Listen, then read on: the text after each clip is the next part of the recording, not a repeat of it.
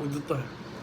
मित्रांनो, आज मी तुमच्यासाठी बनवतोय बटर गार्लिक मका जो रोस्टेड असणार आहे आणि एकदम सिंपल वेमध्ये आपण आज त्याची रेसिपी बनवतोय, मेकिंग बनवतोय. सुरुवातीला मी मका घेतला. हा बाजारामध्ये तुम्हाला 10-15 रुपयामध्ये मिळेल. त्याची स्किन काढून घ्या आणि त्याला उकडत ठेवा. उकडत ठेवा म्हणजे 10-15 मिनिटं त्याला बॉईल करून घ्या. कारण जर डायरेक्ट भाजायला घेतलं तर गडबडून जाईल, जास्ती वरतून करपून जाईल. आता 2 चमच बटर घेतो, ज्यामध्ये मिरची, कोथिंबीर आणि लसूण याच्यामध्ये बारीक चॉप करून टाकायचं आहे. त्यामुळे टाकतो थोडंसं लाल तिखट, थोडंसं मीठ टाकणार आहे आणि थोडंसं ब्लॅक पेपर पावडरही टाकणार आहे. हे सगळं टाकून मिक्स करून घ्या. आपला गार्लिक सॉस तयार झालेला आहे, जो बटरवाला आहे. आता आपल्याला काय करायचं, जो मका उकडलेला होता त्याला एकदम रूम टेम्परेचरवरती आणायचं, एकदम थंड करून घ्यायचा. त्याच्यावरती मग अप्लाय करायचा आपला बटर सॉस, जो आपण आता गार्लिकवाला तयार केलेला.